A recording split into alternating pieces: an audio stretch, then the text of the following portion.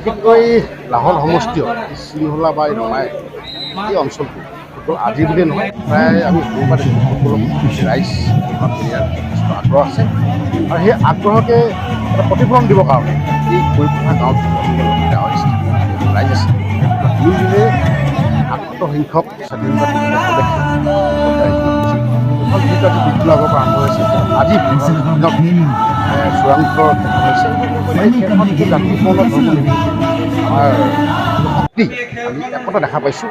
আৰু এই একতাৰ যোগেদি আমি এটাই আশা ৰাখিছোঁ যাতে গোটেই যিমান মানুহ বোলা বস্তু যিমান আছে সকলোৱে একেলগে মিলি থাকিব লাগে খেলৰ যোগেদি স্বাস্থ্যৰ প্ৰতি গুৰুত্ব দিব লাগে খেলৰ যোগেদি আমাৰ যিখিনি একতা যিখিনি অসমত একতাৰ ভাৱটো এই খেলখনৰ যোগেদি দেখা পাব পাৰোঁ আৰু এই অঞ্চলৰ স্থানীয় ৰাইজৰ যিটো শক্তি খেলক আমি বিশ্বৰ দৰবাৰত আগবঢ়াই যাব পাৰোঁ সেইটোকে মই গাঁও আৰু কৈপথা গাঁৱত যুৱকসকল আছে আৰু সকলো ৰাইজ যদি সহায় সহযোগ ইয়াৰ যোগেদি বুজা যায় যে কিন্তু আজি অসম বুলি নহয় ভাৰতৰ বিশ্বত গুৰুত্বপূৰ্ণ আছে কিন্তু আজি আমাৰ অঞ্চলটো হয় এইটো কথা মই আগতে কৈছোঁ বিশেষকৈ ফুটবল খেল বুলি ক'লে এইটো অঞ্চল খুব আগ্ৰহ একেবাৰে কণ্ঠৰ শিশুৰ পৰা আৰম্ভ কৰি একেবাৰে আমাৰ বিদ্যালয়লৈ বৃদ্ধলৈ তেওঁলোকে নিজেও খেলিছিলে এটা সময়ত খেলিবলৈ দিয়ে আৰু এইটোৱে প্ৰমাণ কৰা হৈছে যে এই খেল খেলিব লাগে আৰু এই খেল খেলিবৰ কাৰণে নতুন প্ৰজন্মক যিটো পৰিৱেশ দিব লাগে সেই পৰিৱেশত আমাৰ জ্যেষ্ঠসকলে কিন্তু আমাক সদায় অৱলম্বন আমাক আৰু দিশ আমাক দেখাই আহিছে এইটো আজি প্ৰতিবন্ধ হৈছে এই সুযোগ গ্ৰামাঞ্চলত ফুটবলৰ মহাৰণ বোকাত পদুম ফুল ফুলে কি কৰে সেয়াই আৰু তাই মই নতুনকৈ আমাৰ ভিতৰীয়া অঞ্চলত আমাৰ গাঁৱৰ যুৱকে খেল খেলা আগ্ৰহ আগবাঢ়িছে আৰু গতিকে আমিও তেওঁলোকক সহায় সহযোগ কৰি আগবঢ়াই লৈ গৈছোঁ গতিকে ভাল লাগিছে আপোনালোকো আৰু আমাৰ উত্থাপন সমিতি সন্মান ৰক্ষা কৰি আজি ভিতৰীয়া অঞ্চলত বাতৰি সংগ্ৰহ কৰিবলৈ অহা গতিকে ধন্যবাদ জ্ঞাপন কৰিছোঁ আৰু গতিকে খুব এটা সুন্দৰ দিন আমিও খুব সুখী অনুভৱ হৈছোঁ কিমানটা দলে অংশগ্ৰহণ কৰিছে ইয়াত সৰ্বমুঠ আপোনাৰ 32টা দলে অংশগ্ৰহণ কৰিছিল ইতিমধ্যে 30টা দল ইয়াৰ পৰা পৰাজয় গ্ৰহণ কৰি খেলৰ পৰা বাহিৰ হৈ গ'ল আজি 2টা দল যিহেতু আপোনালোকে গম পাইছে ৰজা আলী চাবিছা আৰু নন্দপুৰ চাবিছা তেওঁলোকে ভাল প্ৰদৰ্শন কৰিছে আৰম্ভণিৰ পৰাই তেওঁলোককো মই ধন্যবাদ জ্ঞাপন কৰিছোঁ প্ৰথম পুৰস্কাৰ হিচাপে আমি 16,000 টকা প্ৰথম পুৰস্কাৰ হিচাপে তেওঁলোকৰ মাননি আগবঢ়াইছোঁ আৰু দ্বিতীয় পুৰস্কাৰ আমি 9,000 টকা মাননি আগবঢ়াইছোঁ আৰু লগতে টপিক শ্ৰেষ্ঠ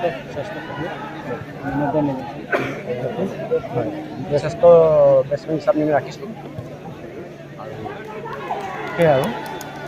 আৰু আৰম্ভ হৈছিলে মাজতে লুপ্ত হৈ পৰিছিলে ফুটবলৰ যি টেঙা বল লৈ খেলিছিলে আজি এতিয়া দেখিবলৈ পোৱা হৈছে কাৰণে আকৌ বোকাত পদুম ফুল ফুলে এই সন্দৰ্ভত কি কৰে আজি আপুনি যিটো কথা কৈছে সঁচাকৈ বোকাত পদুম ফুল ফুলিছে আজিৰ তাৰিখত আমি যিটো দেখিছোঁ আমাৰ যুৱকসকলৰ যিটো উৎসাহ যুৱতীসকলৰ যিটো উৎসাহ আমাৰ এনেকুৱা এটা একেবাৰে পিছপৰা ঠাইত খুব ভাল লাগিছে আৰু সকলো যুৱক যুৱতীয়ে যাতে এনেধৰণে ওলাই আহি এই ফুটবল খেলৰ লেখীয়া খেলখন নিজৰ শৰীৰটোৰ কাৰণে যাতে আগুৱাই যায়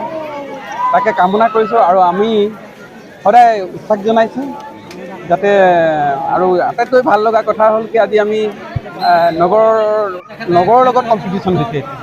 আজি এই 2-3 মাহ হ'ল 3 মাহ দিনত মানে প্ৰতিদিনৰ এদিন এৰি এদিন খেল হৈ আছে আৰু ইমানে আমাৰ দৰ্শক আৰু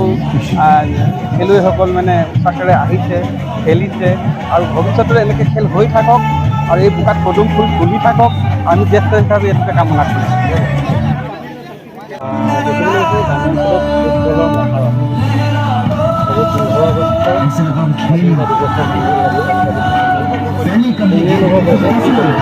ধন্যবাদ আটাইতকৈ মই অনুভৱ এটা কৰিছোঁ যে আজি বিশেষকৈ গ্ৰাম্য অঞ্চলত যিটো এটা প্ৰতিভা বিকাশ এটা গঢ় লৈ তেওঁলোকে ইয়াত আগবাঢ়ি আহিলে তেওঁলোকক প্ৰথমে তেওঁলোকক মই ধন্যবাদ জ্ঞাপন কৰিছোঁ ইয়াৰ উপৰি আজি যে আমাৰ ইয়াত আমাৰ গাঁৱে ভূঞে আমাৰ যিটো গ্ৰাম্য অঞ্চলৰ যিটো আমাৰ ল'ৰা ছোৱালীও আছে সেইখিনি প্ৰতিভা বিকাশ কৰিবৰ কাৰণে আমি এই আজি গাঁৱত যিটো প্ৰতিভাখন দৰ্শন দাঙি ধৰিলে তাৰে আজি লাহে লাহে আমি এটা প্ৰমাণ পাম। আৰু গাঁৱত এটা বোকাপুত মোৰ ওচৰত সদায় খেলুৱৈটো লাগিবই, সেইটো এটা মোৰ আমাৰ ইম্পৰ্টেণ্ট এটা বস্তু। আৰু তাৰ আগতে আমি খেলুৱৈ লগতে আজি আমি অন্তত দেখা পালোঁ যে অসংখ্য জনগণে অসংখ্য এখন, গতিকে ইয়াৰ পৰা এটা কাম কৰে আমি লাহে লাহে আমি আগবাঢ়ি যাব লাগে। গ্ৰামাঞ্চলৰ পৰা এজন সুদক্ষ খেলুৱৈ আমি আগুৱাই লৈ যাব লাগে। অসম চৰকাৰী এটা দায়িত্ব আছে, গতিকে মই ভাবোঁ লৈ যাব লাগে। এই গাঁৱৰ ৰাইজে এটা পথ দেখাইছে আৰু অসম চৰকাৰে কি আহ্বান জনাব? নিশ্চয়, কাৰণ আজি আমি ইয়াৰ পৰা ওলাই গৈছোঁ, নহ'লে তেওঁলোকে কেনেকৈ জানিব? যদি আমি এইটো দেখাই নিদিওঁ প্ৰতিভাটো, আমি যদি নেদেখাওঁ বস্তুটো আমাৰ অসম চৰকাৰে কেনেকৈ দেখিব যে আমাৰ ইয়াতো আছে সুলভ পইণ্ট। আজি এটা বিখ্যাত এটা খেলুৱৈ থাকিব পাৰে, বেলেগ বিভিন্ন এটা খেলুৱৈ থাকিব পাৰে, তেওঁলোকেতো নাজানে। গতিকে গাঁৱৰ পৰাতো ওলাই যাব লাগিব, বোকাত পদুম হৈ গ'লে। গতিকে গাঁৱৰ পৰা এজন প্ৰতিভাশীল ব্যক্তি বা এজন খেলুৱৈ ওলাই গ'লেহে এখন ৰাষ্ট্ৰত